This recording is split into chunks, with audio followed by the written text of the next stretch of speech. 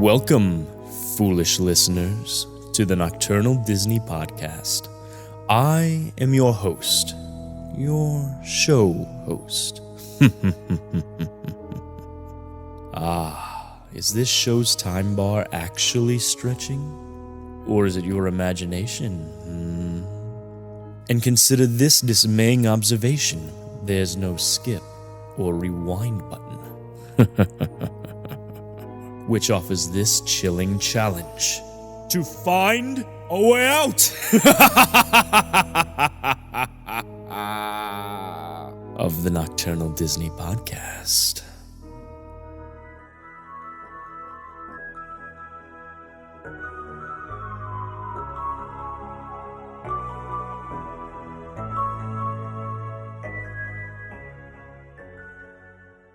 Ladies and gentlemen, welcome to the 40th episode of the Nocturnal Disney Podcast. Thank you for joining us tonight. My name is Brice, and I am here with my buddy, Timmy.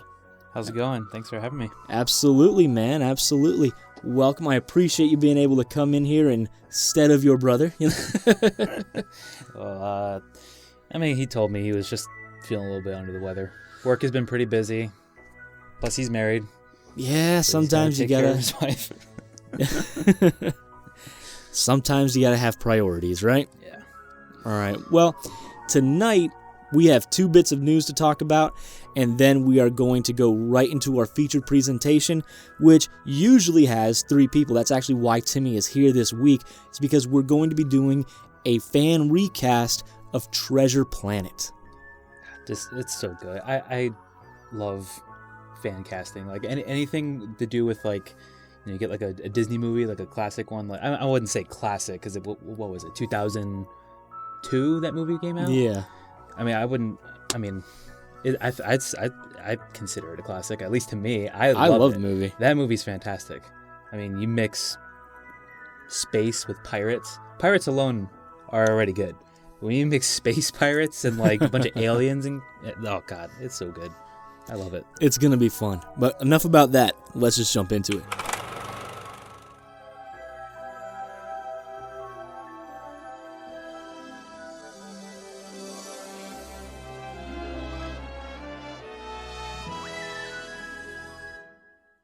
All right, Timmy. So, do you want to start tonight by talking about the Frozen 2 trailer that just dropped, or do you want to talk about the Star Wars news that dropped today?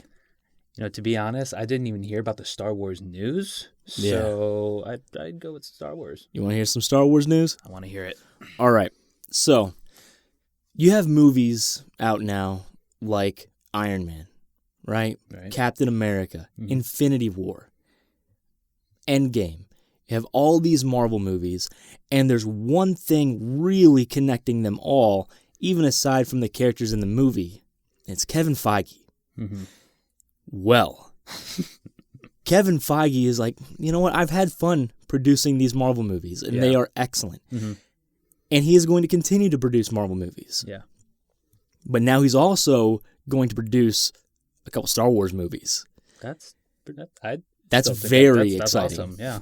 That is very exciting because, look, Marvel is not where it is today without Kevin Feige. Right. Kevin Feige was the architect. Kevin Feige said, look at all these stories. We have all these stories that we can use. Let's go ahead and use this bit from this story. Let's use this bit from this story. Let's use this character. Let's have this character come in here. We need to use this villain here. This villain can die, but this villain needs to stay alive. Without Kevin Feige's essentially roadmap, we never get to Endgame, and now beyond that. I agree. Like he's a genius. He really is. And like I said, I'm more of I love DC to death, but sure. the amount of the movies lately, they haven't been too good. They haven't been the best. No, they haven't been the best. They don't suck, but it ain't Marvel quality. Of course. And like I said, Kevin Feige, he's a genius of what he does. And the last few Marvel movies I've seen, I haven't been disappointed at all. Oh no, not at all.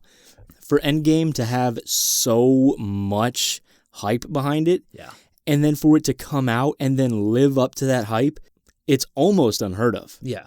Because it was everybody was excited for this movie. People who didn't like Marvel movies were excited about this movie just because they wanted to see what Kevin Feige was able to do with just the culmination of 10 years worth of movies. Yeah. It was pretty much like an end of an era. Oh, absolutely. Because everything all began with Iron Man. Right. It's like I like how everything was like just very meticulous. Everything was very detailed. And with Iron Man, they would sneak in just a little bit of like tidbits for the next movie, Sure, for the next hero. And in this case, what was it, in Iron Man 1 or 2, where they showed Thor's hammer at the end of it? I forgot which one. I think was it 2, or was it 1? It must have been in 2, because I know it wasn't in 1.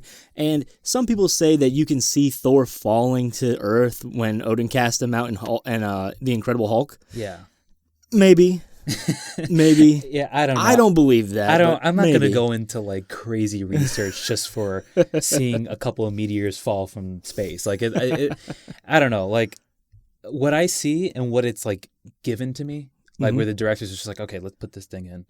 Let's put that thing in, and then let's see if fans are really aware enough to actually look. Because I know for me, like I'm a person, I will search for Easter eggs. Like sure. if it's a movie and you know that it might have a sequel or something, or it's associated with other characters, you gotta look around. You gotta be like, okay, I spotted that thing. Well, I mean, there's Easter eggs in a bunch of movies. Like there's a bunch of Easter eggs in Disney movies. Yeah, right? Exactly. Hans shows up in Big Hero 6. They have nothing to do with each other, but there's Hans. Freaking Wreck-It Ralph 2. Yes, there was exactly. like 40,000 Easter eggs. It was insane. You looked around, you're like, wow, this is just getting old because you're just seeing so many Easter eggs. Right, but the Marvel movies really were some of the first ones that made those Easter eggs important. And you can piece together kind of what is coming, like you were saying, from the Easter eggs. Yeah. Now, we're talking a lot about Marvel here and just kind of using the Marvel Cinematic Universe as a way to kind of shine a light on how good Kevin Feige is as a producer. But we're also doing that because aside from the fact that Kevin Feige is producing a couple Star Wars movies, there's no other details aside from that. Yeah. So there's not much we can really say about it. It's just, I'm really excited. I would love to see what Kevin Feige does in the Star Wars universe, to see what kind of obscure characters that he's able to pull out of like the books or the novels or whatever, and pull them into the movies and then incorporate them. Maybe he gets the Star Wars movies on a different path after Episode 9. Now, I was talking to Chris about this last time, and I know he doesn't really agree with me, but I think after Episode 9, the main series of Star Wars movies is going to end. Yeah. And end for a long time, if not permanently. Now, they're still going to make Star Wars movies, but I don't think they're going to have another episode, right? Yeah, I don't think they're going to go back to Civil War. Like, I don't think so either. Because it's just like, I mean, come on, it's been going on for years. Right. Years. Like, they started with, 4, 5, and 6, and then they went with the prequels, and then, they started coming out with these new movies. And I got nothing against the new movies, at least with, if we're talking about The Last Jedi, but other than that, I mean, like the movies are like, I think it's done. Like it's after the this story's one, been it's told. done. Yeah, we got what we wanted. I mean, I can't say that yet because the movie hasn't come out yet. There's gonna be tons of critics kind of looking at it and going like, okay, I didn't like this part, but I'm still looking forward to it. Me too. I'm still really looking forward to it. I am really looking forward to Rise of Skywalker. Like, it's funny because I've really enjoyed the Disney era Star Wars movies. Like, I was never really a big fan of the original movies. The prequels, I can agree with everybody, were a disaster. Yeah. And then when they came out with these new ones, The Force Awakens, freaking loved it. It was good. It was really good. The Last Jedi, I really enjoyed. There were bits of it that I just absolutely hated, but I really enjoyed Last Jedi. Rogue One, hands down my favorite Star Wars movie. Oh, dude. I love it. I love that movie, too. It's so good. I like it because, when people think of Star Wars, they think of lightsabers and Siths, and that there's nothing wrong with that. I think that's great. But when you take the movie into a different perspective, to like a perspective of a smuggler or a soldier, or a bounty hunter or a rebel, it really goes deeper into the Star Wars lore and culture. And that's what I liked about Solo, because they did the same thing. I don't think Solo was the best movie. I think I enjoyed it. I enjoyed it thought too. It was pretty. But It was I think a it's fun movie. I think it's the weakest of these new Star Wars movies that have come out. Like Rogue One and Solo, in my opinion, they're not in the same league, you know? But they have the same type of tone where, like you said, they're taking it from a different perspective. And I like that because if I'm not mistaken, you don't even see a lightsaber in Rogue One. Except I mean, at you the see at the very end with but Darth other than Vader. that, nothing else. And I just like it because it's like in the movies before, you look at the rebellion and they're like, wow, they're the good guys. Like, you can tell they're the good guys. They got, like, smiling faces, and they're like, hope, peace, yeah. They're ready to go to battle. But then when you look into Rogue One, you looked at, what's his name? Cassian? Cassian Andor. Yeah, he killed his informant without a second thought. Like, he didn't even go like, hey man, like this is what I got to do, and I'm so no. He just took him and just said, no, it's all right, bam, and just shoots him. And to be honest, I wasn't expecting that. Me neither. I wasn't at all. But like, it just shows you that the rebels, their I don't know. I guess you can say their goal is they want peace and they want to defeat the Empire and stuff. But some of them are like really like they have some bad intentions. Like, well, it's not that. I don't think it's that they have bad intentions. I think it's just that you have to get what you want at any means necessary. That's like the kind of train of thought that they're following. Mm-hmm. And so they're like, well, if I let this informant go, he very well could go and tell the Imperial forces that they talked to me. Now I'm there. He's going to die anyway. Now I'm going to die. I'm just going to kill him. Mm-hmm. It's a means of survival. Yeah. And I just like how they're exposing the light on the rebellion, and they're like, these guys... It's war. Yeah. Sometimes you got to get into the thick of it, and it's not good. Yeah. So when I saw that, I thought that was like, wow, that's awesome. Yeah. Like, I just love the I wouldn't say, I guess realism. Like, nobody can stay like, oh, good, goody two shoe like Captain America. Like, sure, you just gotta do bad things once in a while, and that's what Cassian did. So I just like that. I really did. So for me, man, I am just super excited about Kevin Feige coming in to produce this movie. So I can't wait. And as soon as we get more information and more details about it, I'll definitely come in here and let you all know about it. What do you think their idea might be after everything with the Skywalker saga? Do you think they're going to do something similar but with another character, or you think they're going to do like a Sith movie or something, or Old Republic, something that's new and fresh, The Old Republic would be interesting to see. It would be interesting to see because it would be nice to see so many Jedi. Yeah. You know what I'm saying? It kind of goes back to the prequels, but hopefully it's a better movie than the prequels. Yeah.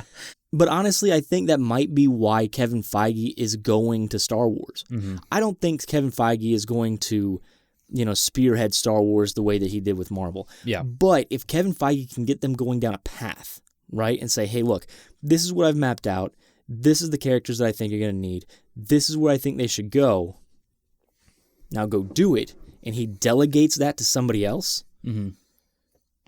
I think they could end up with a larger connected universe that's not just the Skywalkers and you got to respect George Lucas because he was trying to create this big story and this big connected universe where everyone is connected, but at the same time, they're all connected through the same family, and it just doesn't feel right. Yeah. You know what I'm saying? No, it doesn't. Like when what was it called? The Force Awakens? Yeah. Like once the trailer came out, it didn't hit me. like a Star Wars fan would be like, "Oh my god, this looks crazy." Yeah. Because the teaser trailer was like, "What the heck is happening?" Like I did, like it was all over the place, but it didn't hit me. I had to watch it like 10 more times to be like, "Okay.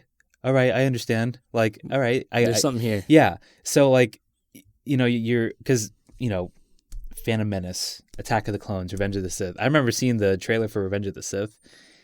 I don't know. God, when was that? I forgot what year that movie came out. 99, I think. Revenge of the Sith? I'm pretty sure. I thought it came out like in 2005, 2006 or something. Maybe I'm wrong. Like I said, I'm not the biggest Star Wars fan. Like I remember watching the trailer for that. I'm like, oh crap, lightsabers. like Obi-Wan and Anakin are going at, oh man, this is gonna be crazy. But then go to the Force Awakens, it was just like, this is completely new. I don't know what I'm gonna do. Like I like I said, I had to watch it a few more times to finally go like, okay, this is a Star Wars movie.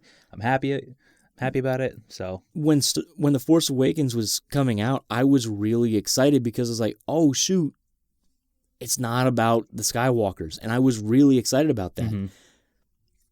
Their story was done. Mm-hmm. You know what I'm saying? Like, their story in my mind had ended with Return of the Jedi. Mm-hmm. Vader's dead. Luke is off doing his own thing, and I'm happy with that. Mm-hmm.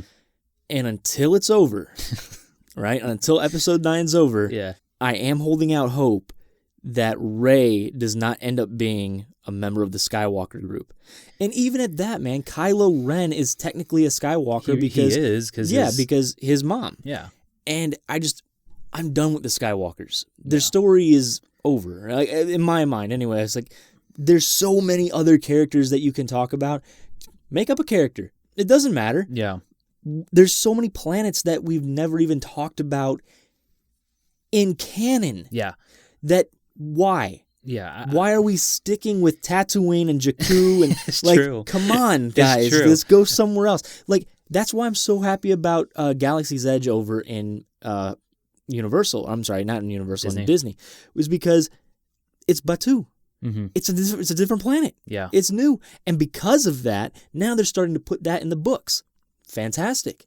I'm happy about that. They're putting it in the comic books. They're putting that into other material that's not just the theme park. And because of that, guess what you're doing? You're expanding your universe. Yeah. If somebody isn't interested in Tatooine, sucks, because that's what Star Wars is right now. Yeah. But it doesn't have to be. Yeah. Star Wars has so many other planets, but we don't really visit them. We don't talk about them. Yeah, I feel like if you look at the lore, even in the books and video games, like if you played the first Battlefront game for PlayStation 2, Game was awesome. it was amazing. I loved it. But then Battlefront 2 was even better. Yeah, But like if you in number 1, you go to this place called I forgot it was a weird name. It was an ice planet. All I remember was an ice planet. It wasn't Hoth. Right. But it was just this. It was a whole different thing, and I'm like, why wasn't this in the movie? But then they go back to the other places like Bespin and Endor and Hoth, like all your original must-have places. Yeah. But then when you put another place in there, it's like, man, that this place is actually cool. Why couldn't they do like a scene here? Sure. You know. But I mean, even at that, you could have had just a character come from that planet, and we've never been to that planet, so what's the character like? You know, it's an entirely new situation. And I want something new from Star Wars. Yeah. Yeah, I'm like, having something new, it mixes it up a little bit. And it's like, people aren't expecting the same thing. Like, oh, God, okay, this guy lost his father. He wants revenge, trains to become a Jedi. But like, and see, that was what George Lucas wanted when he initially conceived of Star Wars. He wanted the poetic facets of it. He wanted the symmetry. And I understand that. That's a great storytelling device, and I get it. But we've got now 9 movies of it. Let's do something different. Because we can. 9 movies later. And we know that we can because of how good Rogue One was. Yeah. So, anyway, let's move on from this because we've gone on about this for quite a while. It's fine. Timmy, this is not a Star Wars podcast. It is a Disney podcast. It is. And because of that, I very much want to talk about the Frozen 2 trailer. Yes. Because it came out, and I gotta tell you, it made my heart happy. Like, I'm really excited about this movie. Yeah. You know what I'm saying? Like, when you watched the trailer for it, how did it hit you? Like, were you like, I watched yes. I watched it the first time, and I was like, wow, like this is really cool. Like I don't know. I guess like I'm a visual person, so with the new animation that like Disney's doing, like they're making everything so stinking real. Like you can like go out, like if you can go out and touch, like, and like you can see like their clothing is moving and the water it's like, wow, like just the this, I don't know, I guess cinematography. I don't know if you can do that in animation. Absolutely, you can. Yeah, but like it's great, and I'm It like, is. wow, like that's one of the things that make a movie stand out is that. But yeah, like the movie did look really, really good, and it's like I like it. Like they're continuing it. You know, I don't know what the time period is. I'm pretty sure it's not that long after the first movie. No, it couldn't be. Yeah, it's not that long, but I mean, yeah, the plot, however, I'm still a little bit kind of questioned about that, but Well, sure. I mean, because we don't have a whole heck of a lot about it. We just know that Anna and Elsa and Kristoff and Olaf are going on an adventure. yeah, And Sven shows up at some point, and that's about it. That's all we really know. I mean, you can speculate. I mean, because when Agnard, the king, is telling the girls that story at the very beginning of the trailer, yeah, it ends, and Anna's like, "Oh, Dad, that was epic," yeah. which is funny. But Especially when it's coming from like a 5-year-old. yeah, it's ridiculous. But then it cuts to a scene of the queen closing the door and like walking out of the room. Mm-hmm. She looks sad. Yeah. So how are the king and queen connected to that story that they were telling? Because obviously it's a firsthand account of something that happened. Yeah. It was a very, very vague story. Yeah. Like I don't know if they didn't were... elaborate too much on it, but I think that's like something they're saving. That they're going to save that when people watch the movie. I hope so. I mean, I think I don't even think it's going to come out from the king and queen to Anna and Elsa. I think that the people in the forest are going to fill in that story for us. I don't think the king and queen were ever given the opportunity to finish that story before they died in the first one. oh, that is true. You know what I'm saying? So Yeah. I don't know. Story-wise, I don't really know. But like you said, man, graphically, the movie looks absolutely gorgeous, especially all the water scenes. Oh my God. And watching Elsa... You want to jump in the water. Yeah. You're like, holy crap, this looks great. Even the water getting frozen looks incredible. Now, the first movie that I really noticed, like, oh wow, they are really stepping up their animation engine here, was in Incredibles 2. Yeah. Because you watch the first Incredibles and it looks good. And then For that time, yeah. It was like amazing. Sure. And then you watch this new one and you can see thread. Like you're like, oh wow, that's thread count. Like I can 1, 2, 3, 4. Every it was stitch counts. ridiculous. Yeah. And so now they're taking that and applying it to Frozen. It looks gorgeous, dude. And I love that line where Elsa's like, Anna, you cannot just follow me into fire. She's like, well, then don't run into fire. like I got your back no matter what. Like that's awesome. Yeah, like it's gonna really dive into the relationship between both sisters. And, Right. and like you watch the first movie and she was constantly trying to get, let Anna go away. Like she's, just pushing her away. And, it's a good reason. I mean, she couldn't control her powers all that well, but now it's going to be like, okay, well, let's make up for like the past, I don't know how many years, that you were hidden away and I was trying to like look for a sister and stuff, But see, I don't even know if that's going to be the case or not because the trailer makes it look like Elsa is trying to be like, look, Anna, I got this. Mm-hmm. Like she's underestimating Anna. Yeah. Then Anna goes back and tells Elsa, like, look, I climbed the North Mountain. I got my heart frozen. I turned to ice. I defeated my ex-boyfriend. And that's all in the first movie.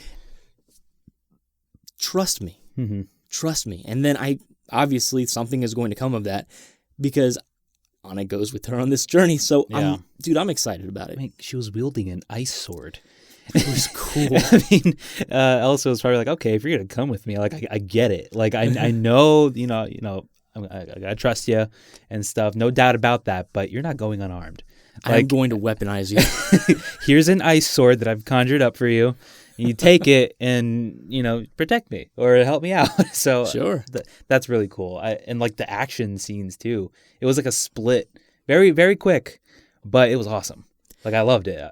Dude, I love the thought of Elsa trying to freeze the waves and then run over top of them. I think that was so cool. The shot of Elsa running down the columns that she's making of ice, and she's like, oh, I'm stepping and now there's nothing. Well, I need ice there. Well, now there's ice. Yeah. That was crazy. I thought that was such a good shot. Yeah. Like you were saying, the cinematography that this movie is setting up, and you really do call it cinematography because, especially working with 3D models and whatnot, you are working a virtual camera. Yeah. It's virtual. It's all in virtual space, sure, but it's still cinematography. You still have to set that shot up properly and make it work, and they do. Because you could have been really tight on Elsa as she's running down those columns. Yeah. It's not going to have nearly the same effect as it being so far pulled back, and you can see just the abyss underneath her. Like, yeah. No, they put a lot of attention to detail, and that's what I like about it. You know, like I said before, that's what makes a movie like great. That makes it pop for you. Yeah. And I mean, come on, it's people get awards for that. Like best cinematographer goes to best, like art and stuff. Like all that it's awarded because it's great. Right. It's awesome, and that's definitely some like people like me, people like visual people. That's what like you said, it makes it pop. Right. And see, like, it's interesting because a lot of people are like, oh, man, I didn't like Frozen. I didn't like Frozen. Yes, you did. Yes, you did like it when it first came out. Shut up. Yes, absolutely did like it. Now, I understand, like, movies getting oversaturated and it becoming ridiculous. I get that, and I agree with that. And I'm guilty of that. Like, I know that they're The Office, right? Chris and Raylan and Micah and Renee and everybody that I talk to cannot stop gushing about The Office. I love The Office. The Office is incredible. It's the best. It's the best sitcom ever written. It's so good. It's so good. It's so good. You have to watch it. I've never watched it, and it's not that I don't. It's not that I was like, oh, the show's bad. It's just like, man, it's so overhyped now. It can't live up to the hype, and I've seen a couple episodes, and I'm like, it's fine. It's a fine show. Yeah. And if I went into it with that expectation of it's a fine show, I would have enjoyed it. Expectations might have been better. They're so high, it's impossible.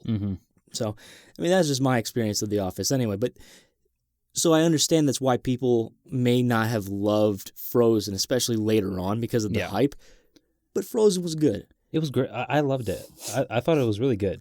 Only thing that kind of ticked me off was that, like, everywhere I walked, a grocery store, a mall, like, people were just singing "Let It Go." Well, and that's part of the overhyping. It's just right?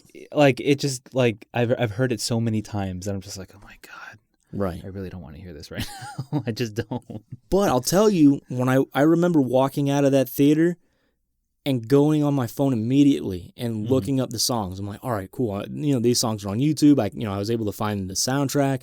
I was on Spotify and all that kind of stuff. So I was excited because I was like, now I'm going to go home. I'm going to draw. And I'm going to listen to the soundtrack. And I did. And I loved it. Hey, whatever floats your boat, man. But here's the thing.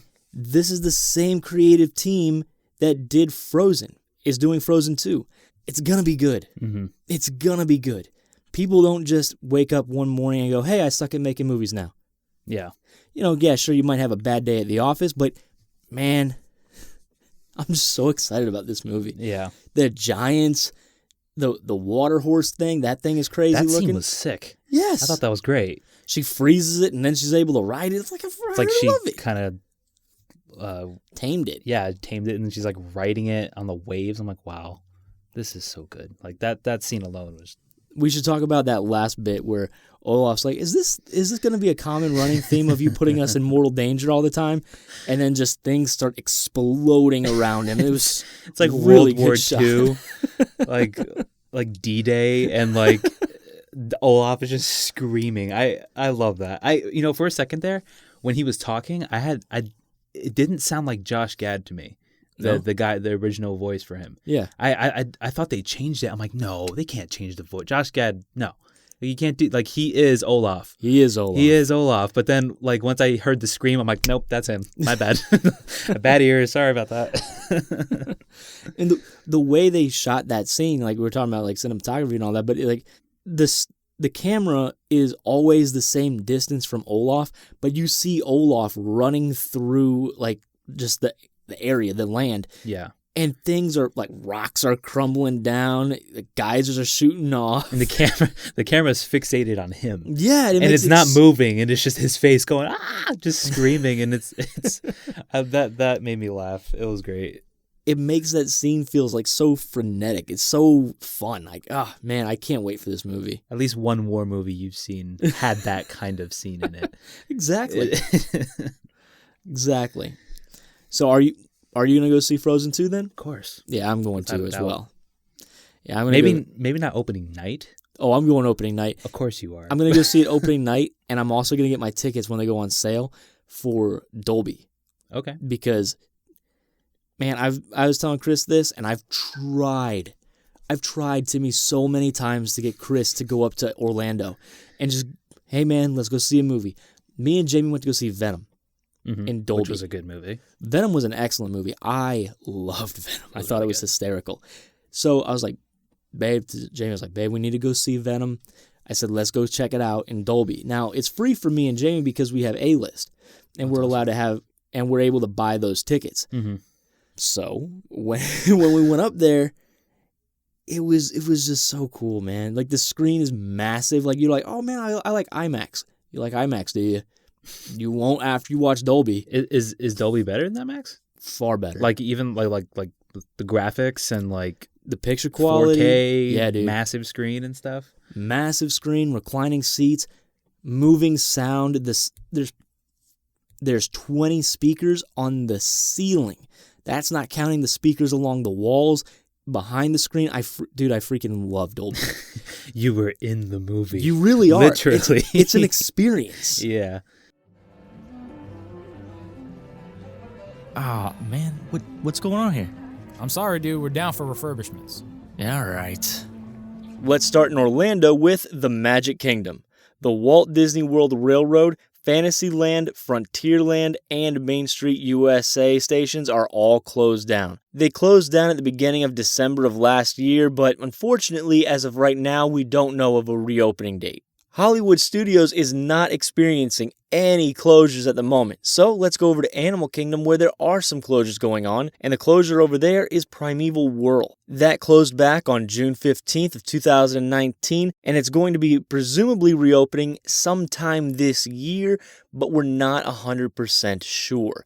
There's been news of it opening again possibly for seasonal work, but maybe not.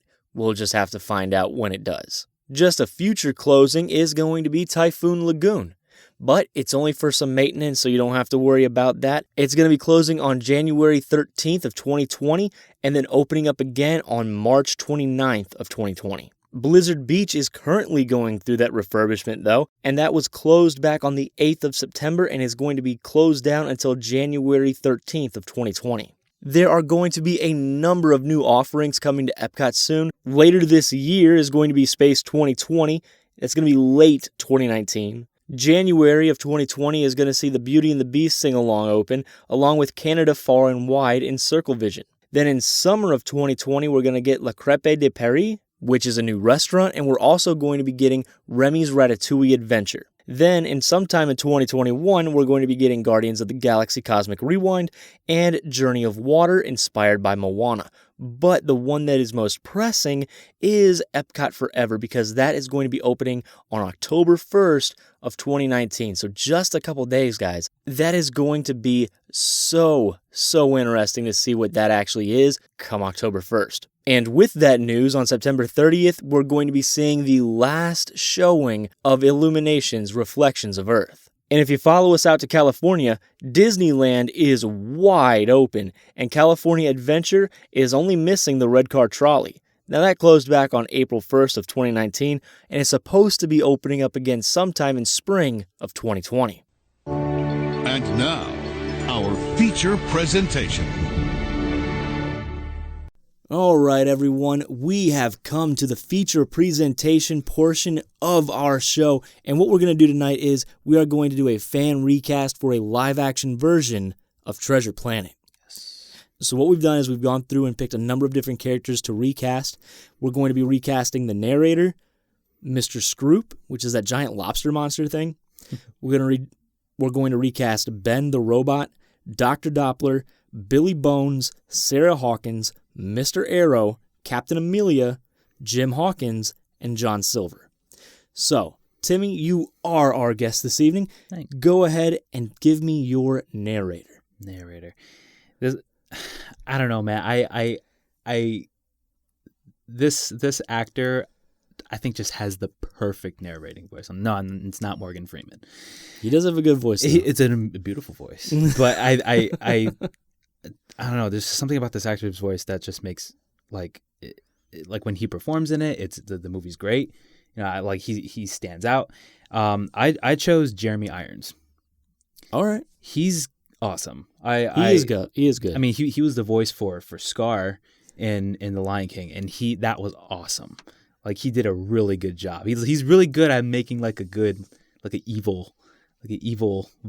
I wouldn't say evil voice, but like when narrating, I think he can do that. I think he's got a smoothness about him that a lot of people don't have. Yeah, and he's also able to hit the lower registers when he needs to. Yeah, which is great for narration. It's very pleasing to the ear. Mm-hmm. So, dude, Jeremy Irons is a great casting because, I mean, it's just Jeremy Irons. What are you going to say? It's true. The only thing I would say is I wish at that point the narrator had more to do because he's only in the first 10 or 5 minutes of the movie.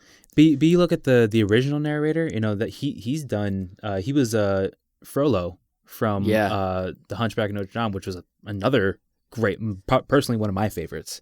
I love that movie. Did you listen to mine and Chris's recast? I didn't, actually. Oh, Timmy. I know. Go back and listen to that. I will. I definitely will right after this. But like, wait a minute. I think he did. I think he told me. I didn't listen to it, but he told me. Yeah. Who was it? Was it Jeremy Irons as Frollo? It wasn't. No. But like you were talking about Hunchback of Notre Dame, which reminded me and Chris did a recast of Hunchback of Notre Dame. But in any case, I'm sorry to cut you off. No, it's okay. It's all right. It's all right. No problem. But yeah, like, I don't know. Like, the guy who did Frollo's voice, he too has a good narration voice. He's got an awesome voice. Yeah. I mean, I mostly know him as Frollo, who's just evil and douchey and stuff. But like, hearing him and like everything is all smooth. He's like, you know, on the clearest of nights, right? And just everything, and all of a sudden, just pirates. I was like, oh my god, just instant chills. I love it. Oh man, very good. That's a great pick.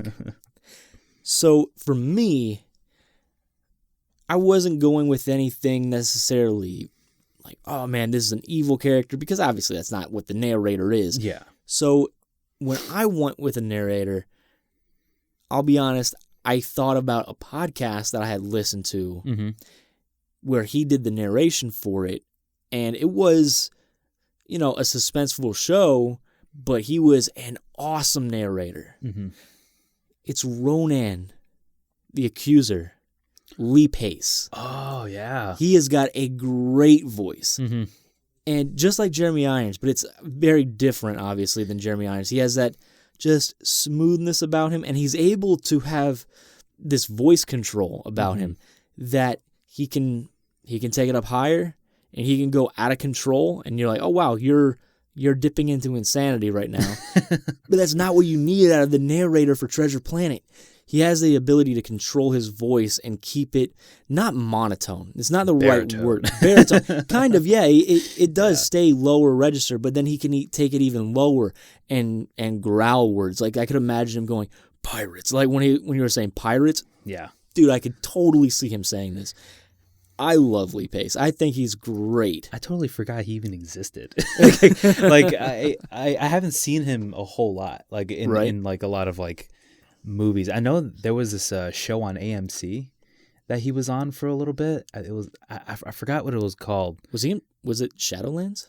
Was he in Shadowlands? I don't think it was Shadowlands. I think this was maybe 6 years ago.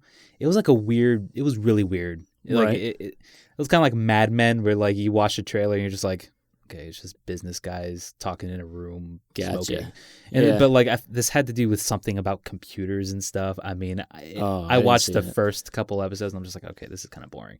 But like that was like one of the last things I've seen him in, other than like, you know, The Hobbit. Yeah, you know, him as Thranduil. Right, I think that's what his name was. And like that was cool. Yeah, like I mean, put the elf wig on him. I'm like, wow, he's beautiful. I'm like, wow, yeah, man, that's awesome.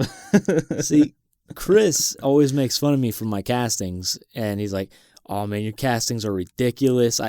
I gotta be honest, I feel like I have a very good casting going on right here. So I'm pretty excited about this. And Chris, if you're listening to this, you're gonna eat your words, buddy. Yeah. No, like he mentioned that to me. He was like, man, like I was talking to him about the recast, and he was just like, Brice has some ridiculous, like it's just the most craziest fan recast ever. And I'm like, I don't know. I guess that's the point of it. Like that's what makes it fun. Exactly. It makes it fun, and it gives people like a conversation. It gives something, people something to argue about. Exactly. And just like bicker over. They're just like, no. Justin Bieber will not be this. Like he wouldn't do that. Just it's fun. I really like the talking back and forth about absolutely. Like that. Plus, if we always agree, what fun is that? All right, Timmy, let's move on, buddy. Let's talk about Mr. Scroop, the giant lobster monster. Yeah, he was a pretty cool villain. He was cool. I mean, he was more menacing than Silver. Oh yeah, well, because he was like legit evil. He was cutthroat. He was like he's a pirate. Like he kills people. It's very obvious he has and claimed plenty of lives. But I actually chose 2. Okay. I mean, I know we mentioned this before that we were supposed to like settle on 1. Yeah. But I mean, I didn't know who to choose, so you might have to help me. But Benedict Cumberbatch. Okay. Or Willem Dafoe. Willem Dafoe's very funny. He's hilarious, but I mean, like, he's frightening. Like he is. His face is like, oh my god. Well, the thing is, because it's Mr. Scroop, you wouldn't see his face. Yeah, it would be CGI'd. Yeah. But he also has like a voice. Like he has a great voice. He can be. I mean, I know Green Goblin, isn't the most evil you can get, but I mean, it shows that he could get to that level. Right. I'm actually really looking forward to his movie coming out called The Lighthouse. It looks very, very interesting. Yeah, it does look pretty interesting. But yeah, like other than him though, I think if I had to choose between the two, Benedict Cumberbatch. I like the Benedict Cumberbatch pick a lot. Because have you ever heard him read the R. Kelly song on Jimmy Kimmel? No, I haven't. It's very funny. But there are some tones that he hits that if you're saying the right words, terrifying. Yeah. No. Terrifying. What I what I like about him is that in the new Jungle Book movie, the one that Netflix released, Mowgli, yeah. Jungle Book. He played Shere Khan. Yeah. And I thought that was an amazing choice. Right. Like Idris Elba did great. Yeah, he did. He did good, but Benedict, his was just evil. Like he's just really. I mean, he played the voice for Smaug, and he did the motion capture. Right. So he also has that experience of motion capture, and that's a good point. And he knows how to bring that character to life. I mean, when he was playing Smaug, he had the gestures of a dragon. He had to get on all fours and stuff, and it's like him being a lobster monster. I don't know how he's gonna go, how he would go about it. I'm sure he would figure it out though. That's the thing. It's pretty clever. I think he would. I think that would be perfect for him. I like that casting. See, I didn't go that route. You went maybe more of like a cerebral villain. Yeah. I went with the nicest cutthroat you've ever thought about, Mr. Danny Trejo. Really? Machete himself. I'm a Mexican. No, he's pretty cool. Yeah. He's got a really gruff voice. He sounds like he's been through some stuff. Oh yeah. He sounds like he's killed people before. Have you seen him? Yeah. Oh yeah, dude. Have you seen the guy? I mean, I wouldn't expect that at all. I didn't even expect it from you. I was kind of surprised. I thought you were gonna choose like someone like really popular and stuff, but like, right? Wow, like I don't hate it. No, I don't hate it at all. Because if you're asking him, hey, be threatening, go up to a 16-year-old kid. Yeah, man. Go up to a 16-year-old kid and make him believe that you are going to make him dead. And he said, I got you. Because he's Danny Trejo. And he does it all of the time. Yeah. But it's crazy because apparently he's one of like the nicest people alive. Mm-hmm. Like he's super nice. He saved He saved babies not too long ago out of a burning car. Really? Yeah. Just Jeez. nuts. Just a modern hero. Exactly. We need a Danny Trejo in Cape Coral. No, but yeah, like I think if you want to get someone who's really menacing and really like known for roles like that, I mean, that would definitely be a good choice. I mean, like I said, I don't hate it.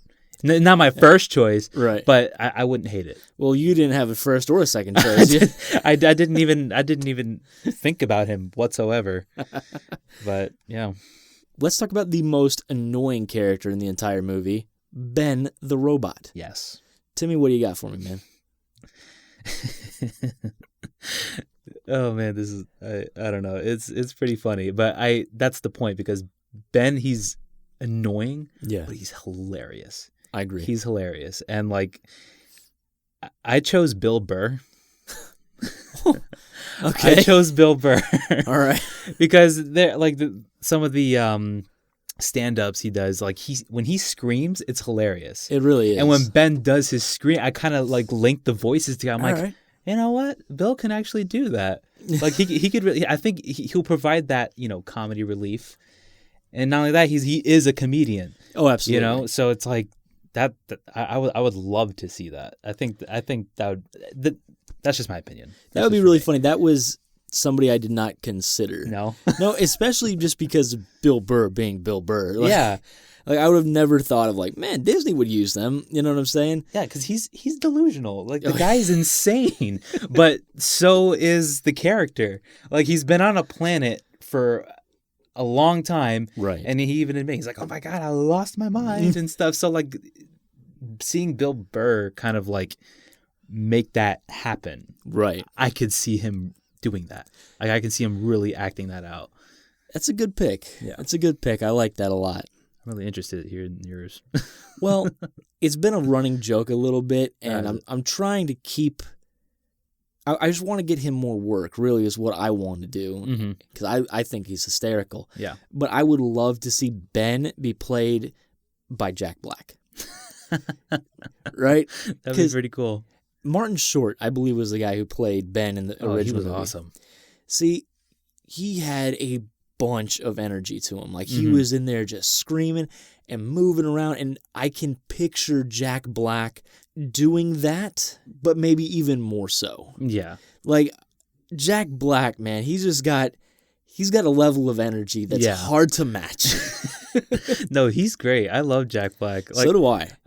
I wouldn't be surprised if he like throws in like a like like tunes like for the character. And see, that's the that's the perfect reason why Jack should be Ben, because he would do that little bit of improvisation, and that's always the funniest stuff. Like, writing is great, but it's never as good as improv stuff. Because in the moment, it like this feels right now. Yeah. So I don't know. I think Jack Black would be great. See, I wanted to cast Jack Black as John Silver. And had Chris been here, I think I might have done that just to upset him, because it'd been like, funny. No, Brice, that would be terrible. Nah, I mean, yeah, I mean, I could kind of see him. I don't know. I'm a little in between with Jack. I mean, I would have to see it. Well, of course. I would have to. I mean, yeah, I've seen Jack Black. I've seen, like, my favorite out of all of them, definitely School of Rock. Oh, yeah. I love that movie. Sure. And he's just insane in that one, and I love it. But, like, I mean, but you look at something like he did just recently, Jumanji. Oh, that is true. He was amazing in Jumanji. I loved him in that movie. He was great. The fact that he was having to act like a 16-year-old preppy girl, like, perfect. Just love the scene where he's like messing around with his hair. He's like, yep, like that, right there. he's like this big dude just walking like a girl, like, right, shoulders up, hips swinging, and just that part had me peeing my pants. I loved it. Let's talk about Frasier's brother, Mr. Dr. Doppler. Yeah. What do you got for me? Jeff Goldblum. Man, all right, that's I just had to. Like, That's good. it is. Because, like, I kind of like, watching Jurassic Park, Right. he plays a doctor, Sure. but it's like a doctor with like charisma, and he's just like chilling out and stuff like that. Because that's what he did. He was like flirting with Dr. Doppler? no, Are we talking about the same character? Ian Malcolm. Oh, okay. It's like, Dr. Ian Malcolm. No, Dr. Doppler is not suave. No. I'm just like he kind of has that, like he I don't know. He does definitely have that charisma. You're right. He does. And like I'm not saying that Dr. Doppler does, but I don't know, like it kind of came to me when I kind of did my own cast. I was just like, you know what? Because, see, I feel like Dr. Doppler is almost like a black hole of charisma. Yeah. Right? Like, he has no charisma, and he sucks the charisma out of other people. Yeah. He's that lame of a character. That being said, I really enjoy his character. I think he's very funny. And He's think hilarious. He's great. So, I could see Jeff Goldblum playing him, especially after Grandmaster. After Grandmaster came out in Thor Ragnarok, Yeah. I could see that happening. Mm-hmm. But And see, this is why like the first thing that I thought of when I thought of Dr. Doppler was the Doctor, David Tennant. I was like, David Tennant should play Dr. Doppler because he would definitely be able to help Jim figure out how to open the map. mm-hmm. Like, and then once Jim opened the map, he would be able to read the map. Like, yeah. I could see that. However, because he is just this black hole of charisma, in my opinion, I wanted to use someone more goofy, right? Someone more odd, someone more off the wall. And for that, I decided to use John Oliver. I think John Oliver would make a great Dr. Doppler. Mm-hmm. He was just in Lion King as Zazu, and he was one of the best parts of Lion King. Oh, as really? He Zazu. was in Lion King? He was Zazu. Oh, really? Yeah. And then he's got his HBO show Last Week Tonight, which is like The Daily Show. Oh, really? But it's on once a week, and it's rather funny. Like, he takes some topics that you'd be like, Just a little uncomfortable about. should you talk about that? And then he talks about it, and you're like, all right. Just doesn't care. Just has no filter whatsoever. Just does Kind of, it. yeah. Yeah. So that would be my pick for Dr. Doppler's John Oliver. Billy Bones, the turtle who comes crawling into the hotel. What do you got? I chose Ian McShane. Or Ian McShane? All right. I mean, because he's played a pirate. He was. That's not the reason why, but like, I don't know, like, you look at Billy Bones in the movie. He's like this short guy. He's kind of hunchback, and he's just like kind of has like this growly voice. Right. And Ian McShane kind of has that. Right. Like, I don't know. Maybe you've seen some of his movies. He has that voice. Like, he's just really kind of has like this kind of like a growly voice. Gruffness about Yeah, him. like a roughness. And I don't know. Like, I mean, Billy, he's not in the movie Right. a whole lot, although it would He be is cool to see, like, extremely important, though. yeah, because he's the guy who starts the mission. He Right. starts like the Everything. whole entire plot. So I can see him kind of doing that. And like, even though his that scene, or at least his time on screen, was very short and very brief, I think they could still add some more to that. You know what I mean? Like a little bit, like in the beginning, because he was with Captain Flint's crew, Right. so, but they didn't show him in the beginning. Right. If the live action movie did happen, I think they would probably expand that a little more. Him taking the map, kind of keeping it for himself, and then just getting out of there. And like, it's like his own little personal story Right. of how he got away from Flint's pirates or the gang and stuff. So I don't know. I think he'd be a decent choice, in my opinion. He would be a decent choice. And see, like, I went a little bit different. I went with Odin. I went with Anthony Hopkins. Because, like you said, he has a gruffness about him that, I mean, he had to play Odin. Yeah. You know what I'm saying? Like, you can play Odin, you can play Billy Bones. Yeah. But also, and this is a bit of a goofier reason, but when I look at Anthony Hopkins, I see a turtle. A little bit. Just a little bit, I see a turtle. Is it like the mouth area, kind of Yeah. like, because he's older now, but like his mouth kind of droops down a little bit, kind of like a turtle. Yep. I can see now that you just like brought that out. I'm like, you know what? I can actually see that. He's a turtle. But he's a great actor. Yeah. He's fantastic. And like you said, he's not in the movie a lot, but if I'm doing a fan recast and I'm like, I can have whoever I want, Yeah. dude, who better than Anthony Hopkins? I mean, the guy is an award winner. Mm-hmm. And he's an award winner for a reason, because he's great. Yeah. Yeah. Like, even if his part is brief, it would be awesome to see him like be in it. Like, holy crap, that's Anthony Hopkins. Yeah. Like, wow, he's actually, even though it was brief, like, I loved it. I loved every minute he was on screen. Sure. And the other thing, too, is you have to get a good actor Mm-hmm. to die. Right? It's true, yeah. Because if you get a bad actor and you're like, all right, look, it doesn't really matter who we get. You know, he's only going to be in the movie for about 5 minutes and then he's going to die. That death scene can really quickly become very cheesy. Mm-hmm. And that's not what you want out of your death scene. You want it to be poignant. You want it to be heartfelt. You want it to have weight and reason. Yeah. And even though Billy Bones died so fast in Treasure Planet, you still felt it. You're like, whoa, this guy was important for some reason. I don't know why, but he was important. Not only that, but he had a message.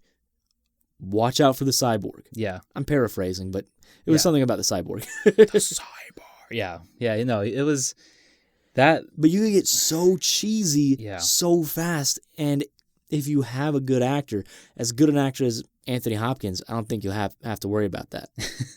And his death kind of sounded sucky too. The guy was like gasping for air and like, Yeah. he was just like, like I don't know how this guy's gonna get his message across, but he's trying. He's trying. He's giving it all he's got to do it. But yeah, that's a pretty cool choice.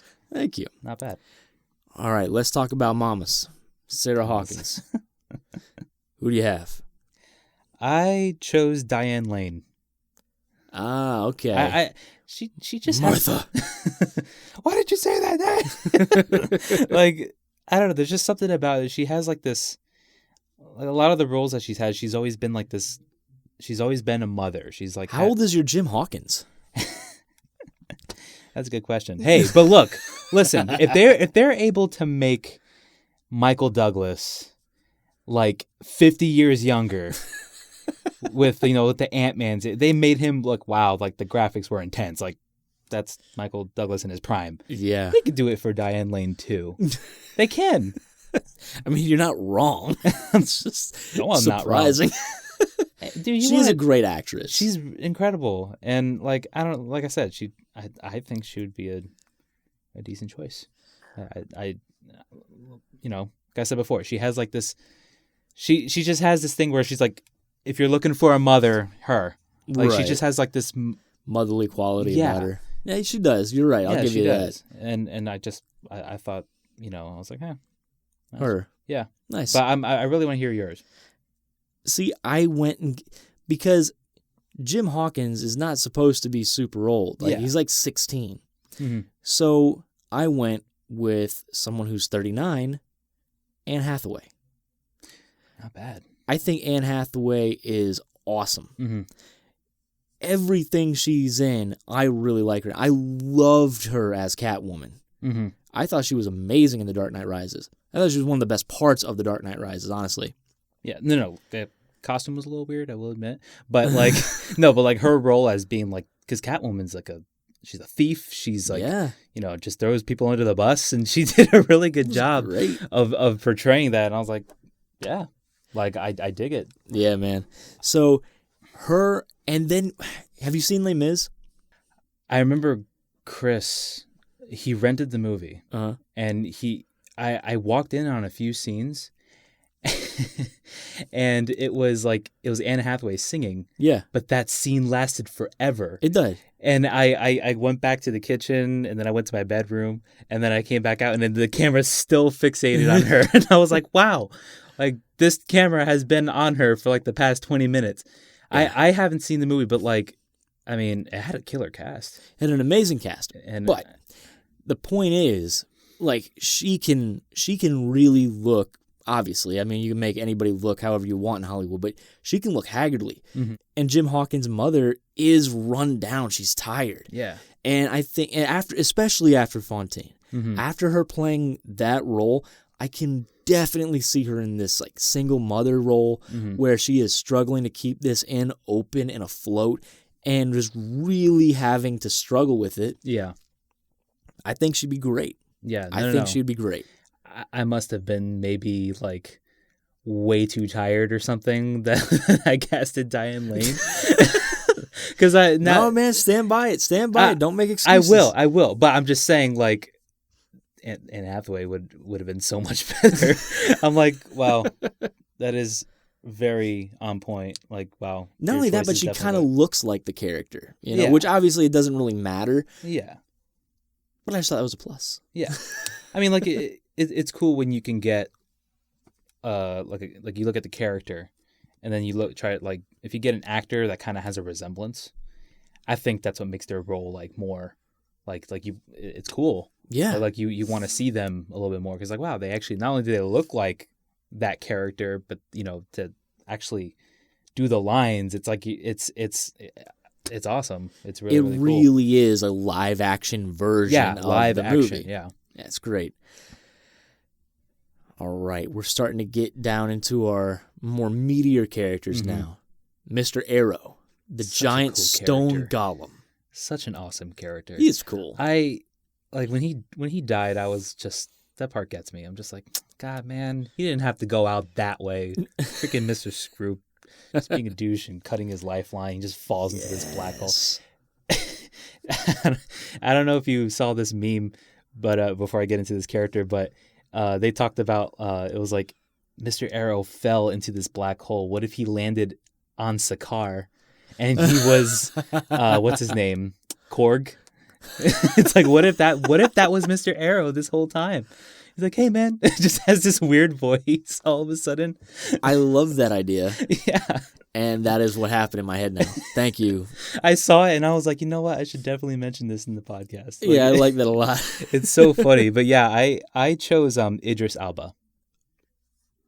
I Not don't know. bad. Idris Elba's got a crazy voice. I mean, he was able to play Shere Khan. I mean, you don't play Shere Khan. You don't play a tiger. His voice is booming. Yes. Like, it's a booming voice. And when he was Shere Khan, when he was giving that speech out to the wolves, the wolf pack and stuff, I was like, that's awesome. Like, that's like, I know it's Idris Elba, but he let the character come to life.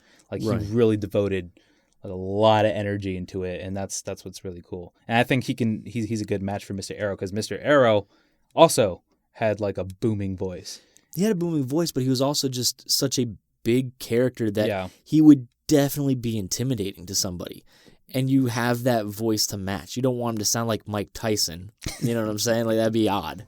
Mr. Arrow. I don't know. Like, yeah, but I chose him, and I don't know. I was watching I remember watching the Pacific Rim, and he was doing that speech that I mean, yeah, the movie was super cheesy, but it's like, tonight we're canceling the apocalypse. yeah. That's Chills. a good line, man. It That's is a good line. And I was like, you know what? He can play a good military commander. Oh, like, sure. he ain't a soldier, he's a commander. And Mr. Arrow is that. He's what was he, like the quartermaster or something, or I believe he was the quartermaster. sergeant or something? I don't know, but I chose Idris Elba. To me, I'm like setting that one down in stone. I hope maybe if they do come out with like a live action version of this, they do that. I really hope they do, because he's just incredible. I love him. I think that might be your best casting so far. That was really good. Like, no disrespect to the other ones, it's but all that's good. a really good one. Yeah. See, for me, Mr. Arrow, I went with another intimidating gentleman by the name of Mr. Liam Neeson. Oh. I would love to hear Liam Neeson's voice come out of that monstrous body. Right? Yeah. Right? Because Mr. Arrow in the movie, he's like passing everybody. Oh, he's the dude is huge. gigantic. He's a big dude. Yeah. But then I'm surprised that Lifeline was going to hold him. Yeah, I know. Even before Scroop cut it. Like that's a bit of a physics problem there, I think. Yeah. I mean, then again, they were in space. It's true. I mean, I don't know, but like, yeah, Liam Neeson. You know, to be honest, that was actually going through my head a little bit. Yeah. I was like, Liam Neeson. You know, he's just like, is he gonna start pulling like Taken quotes? Like, but I mean, that's kind of what I was Treasure thinking. That's kind of what I was thinking when I decided, I'm like, all right, I should go with Liam Neeson. Is his character in Taken, because he's not a commander, but he has such a command of the room, and anywhere he is, all eyes are on him. Mm-hmm. You know, and that's how I felt Mr. Arrow was in Treasure Planet, and so that's why I went with him. I think he'd be a lot of fun to watch. Yeah, no, yeah, I agree. Thank you. The cat captain herself is Captain Amelia. She's awesome. She is really cool. She wielding guns and like shooting pirates and being so smart. Like all her comments, all of the stuff is just such a smart A about everything.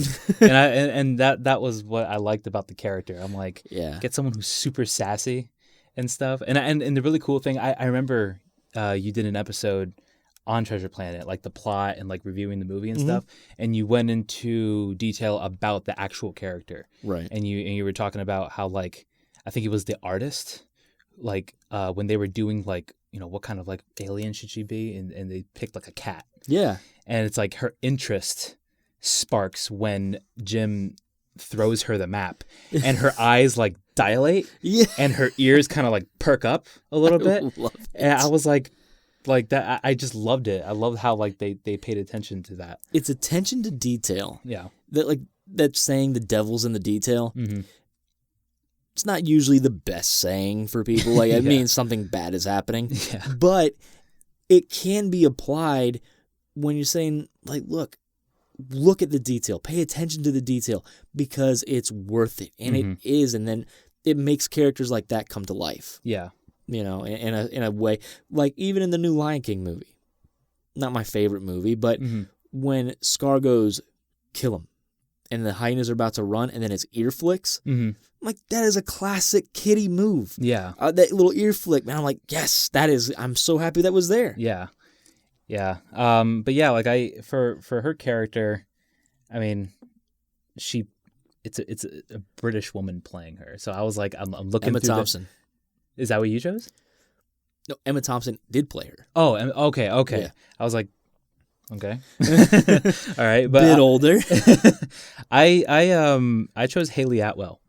Haley right. Atwell from Captain America's love interest. Yeah, Agent 37. Agent 42. I forgot. Is an agent. I forgot. They had a Peggy Carter. They can show. Yeah, Peggy Carter. I don't know what that was about. Agent Peggy Carter. She's great. No, she's awesome. She's really, really, really cool. And she was really good in Christopher Robin. Yeah, I did see that. I actually saw that movie a couple months ago when I was still living in Tampa. Yeah, and the movie came on Netflix, and I'm like, I'll give it a shot. You know, and plus Ewan McGregor. Ewan McGregor's great. I was like, I have to. He's in it. I gotta watch it. You also have the incomparable Jim Cummings as Tigger and Pooh Bear coming back and reprising. Those roles. Love it.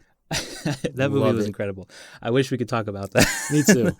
But we're not. We're talking about Treasure Planet. Yes. Stay back on subject. But yeah, I chose Haley Atwell. I think she would fit that character very well. And like, you know, going back to her role in Captain America as like, I forgot, she was an agent or something, or like she was a higher up member of S.H.I.E.L.D. Something like that. I don't know, but she did have like a sassiness toward her, and she did like kind of have like those smart comments and kind of did something without thinking. Like when she took the gun and started shooting Captain America, and he brought his shield up. I'm like, that's something. What's her name? Captain Amelia would do. Yeah, and like I don't know. I thought her that character fit her. Right. So see, I went in a little bit of a different direction. I didn't go with like, hey, I want to recreate this character the exact same way, I went with somebody who I know has the acting ability to just run circles in this movie as an actress, and who I know has the pedigree for adventure movies. Alicia Vikander. I think Alicia Vikander would be an awesome Captain Amelia. Mm-hmm. Her role as Tomb Raider, as Lara Croft, was outstanding. It was very good. It might be the best video game movie ever made.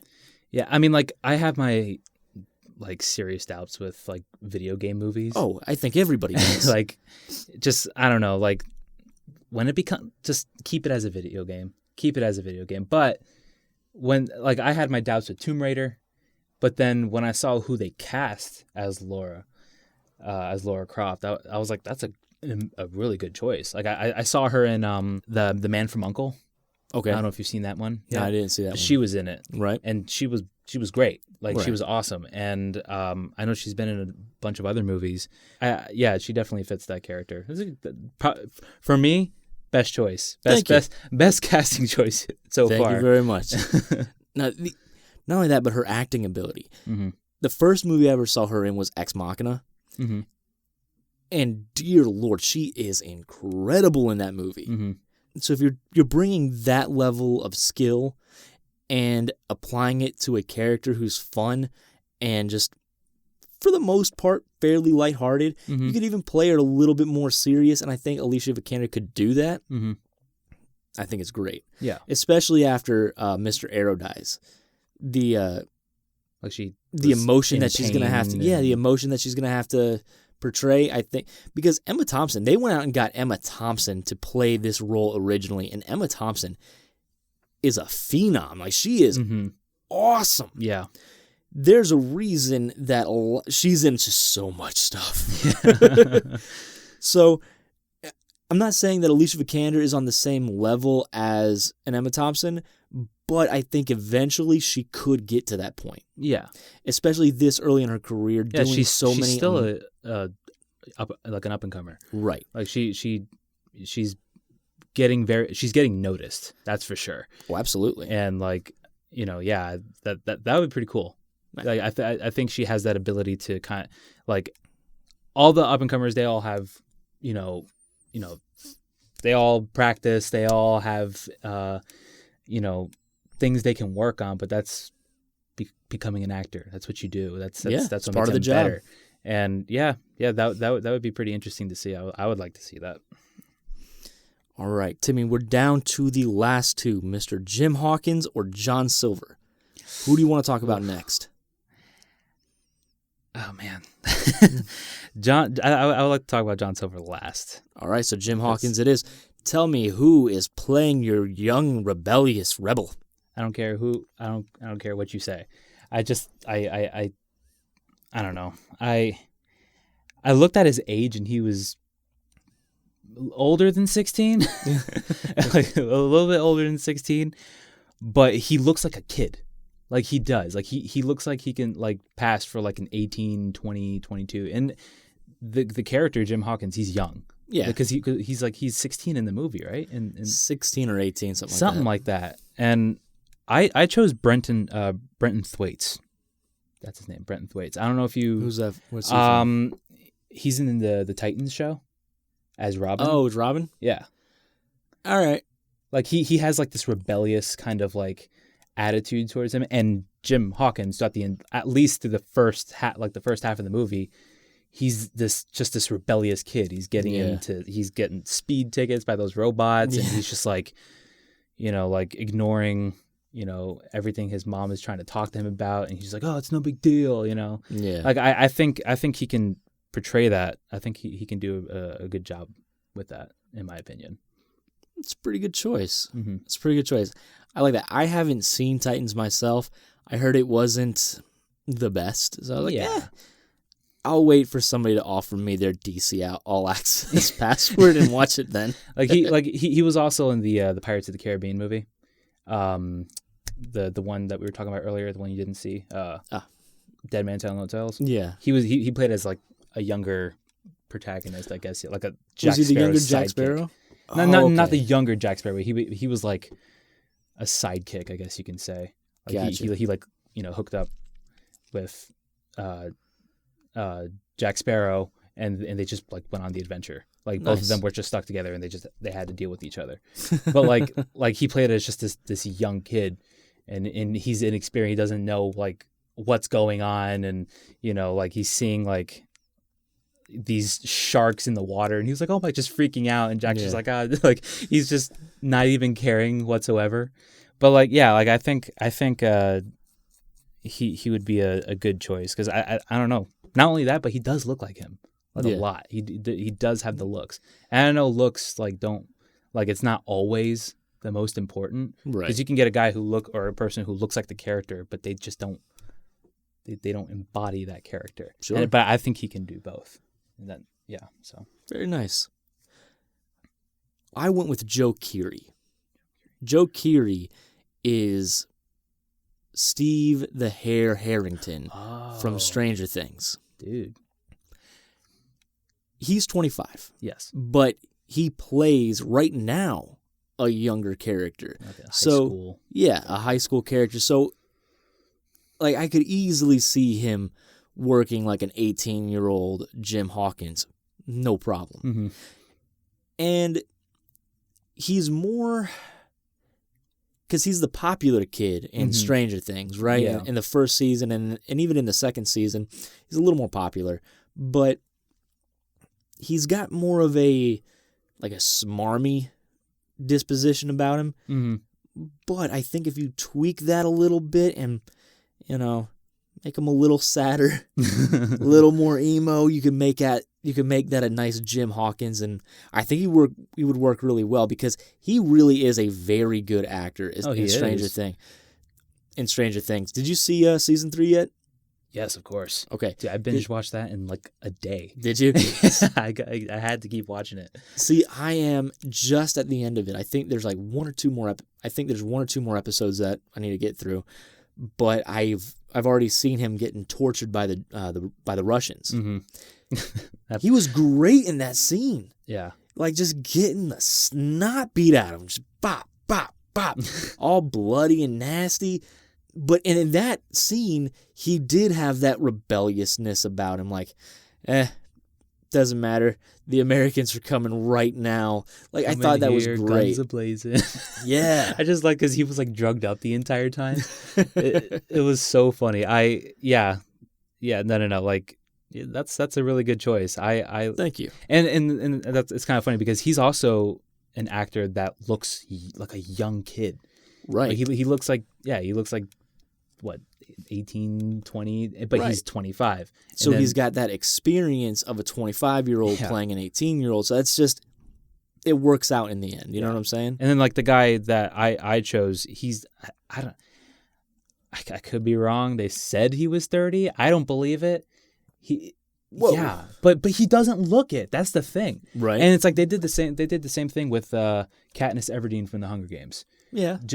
Jennifer Lawrence. Yeah. She's like what, 28 or Something like that. something like that. The book, she's I think 15, 16 years old. Yeah. So it's like if they can do that, from the book, they can bring that, like they could do the same thing with Brenton Thwaites, even though he is older. Right. He can still portray a character that is younger. Sure. Absolutely. So you said you wanted to talk about Mr. Silver. yes, Who do you have? Javier Bardem. If people have only seen him in The Last Jedi, they're like, that's a terrible pick. Yeah.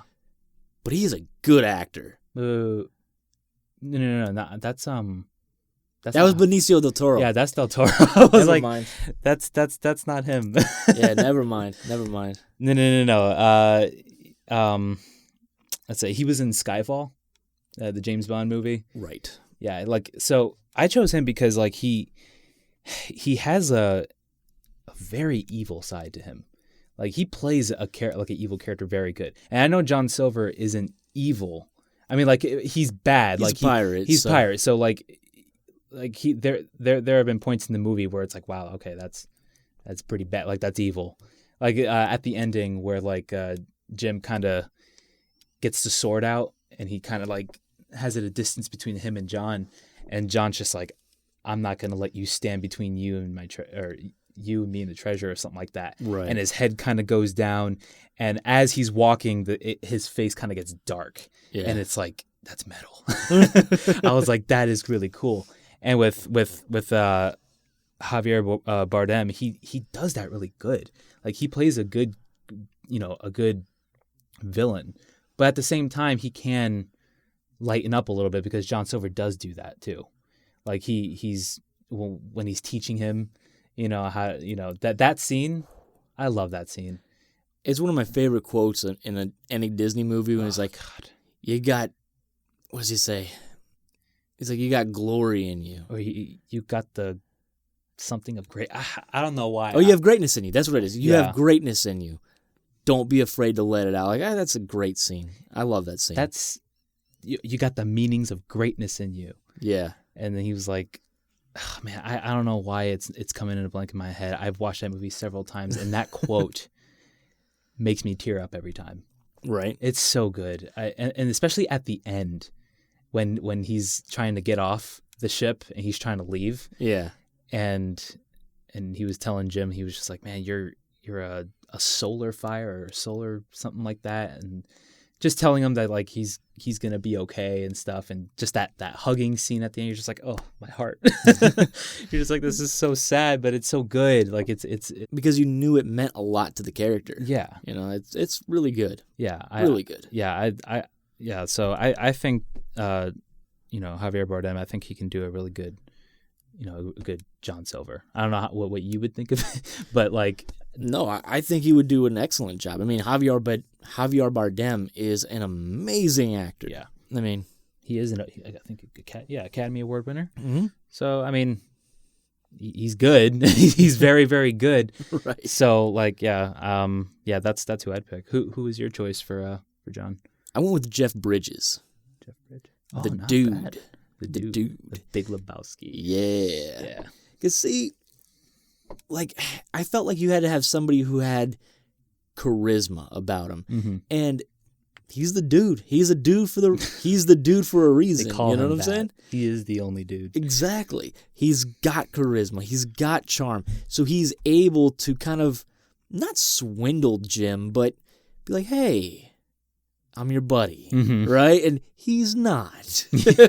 Well, there was that part in the movie where, like, you really think he's gonna kill Jim. Like, he put his hand behind his back and And see, that's cocked the gun. then you go over to a movie like Iron Man, where he plays Ironmonger, and he's like, I don't care what you have to do, make this work, do it. And he has that ruthlessness about Yeah. him. He has that domineering, like, he's pirating this business. No, he comes Right? off as like a nice guy. Exactly. You think like they're buddies, like him and Tony Stark are buddies, but in the end, he Exactly. just like totally just doesn't care just about messes him up. Sure. And that's what John Silver does to Jim. Yeah. That's why, in my opinion, he is a more dangerous character than Mr. Scroop. Mr. Scroop will kill anybody at a moment's It's predictable. notice. Like, Right. you know he's going to kill you. Exactly. Where John Silver is going to look at you and he's going to say, okay, we're going to be buddies. Mm-hmm. And then he's going to stab you in the back. Yeah. He's an opportunist. Yeah. And that's what a pirate is. Like, a pirate is an opportunist. Yeah. And so I think that he would really embody just everything that a pirate stands for, and then just give him a robot arm and some cybernetics, and it'd look great. He would look great And like as John. the things that they're doing now with like special effects and visual effects too, like I like how now they're starting to bring back, like, CGI is being used a lot, obviously, Right. and especially if you're doing like motion capture, that's necessary. Sure. But then with like The Force Awakens, or like the Star Wars movies before, they used a lot of visual, like makeup and special, like all of that stuff that makes it look, wow, he's his eye was taken out and it was replaced with the cybernetic eye. Right. And like they're doing that. They're involving that a lot now. Mm-hmm. And I think that's like, this would be a perfect movie to do that, to not only do like, CGI, because hello, they're in space and it's necessary, but like also applying like the visual effects but even something like the architecture and stuff like that, like the way that it blended the old English style of architecture, but then you're like, oh, I'm actually on a space station here. Like that was really cool to me. I really like that part of the original movie. Yeah. All right, Timmy. So run down your list for me again real quick, starting with your narrator, ending up at John Silver. Okay. Okay. So for narrator, Jeremy Irons, Scroop as Benedict Cumberbatch, Ben as Bill Burr, Dr. Doppler as Jeff Goldblum, Billy Bones as Ian McShane, Sarah Hawkins as Diane Lane, Mr. Arrow as Idris Elba, Captain Amelia, Haley Atwell, Jim Hawkins, Brenton Thwaites, and John Silver, Javier Bardem. Very nice, man. That's Timmy's movie. Mine is the narrator was Lee Pace, Mr. Scroop was Danny Trejo, Ben is Jack Black, Dr. Doppler was going to be David Tennant, but then at the last minute I changed it and decided to go with John Oliver.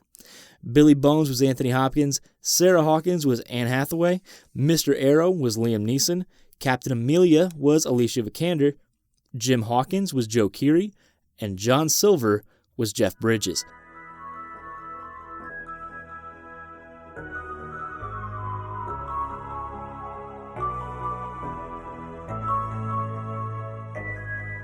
And that's the end. For this week, anyway. We wanted to thank you all for listening. My name is Brice. I've been here with Timmy. Say goodbye, buddy. Well, thanks for having me. Absolutely. See you later. See you later. Goodbye, everyone. If you want, you can find me on Instagram. I am at the Nocturnal Disney Podcast, all separated by underscores. You can say something quick to me on Twitter at Disney Nocturnal, and you can email me at thenocturnaldisneypodcast@gmail.com. We really do appreciate everybody listening in, because without you guys listening, there's be no reason for us to do this, so we appreciate everyone who does listen. Thank you very much. And from the bottom of our hearts, thank you for listening to Nocturnal Disney Podcast. Bye-bye.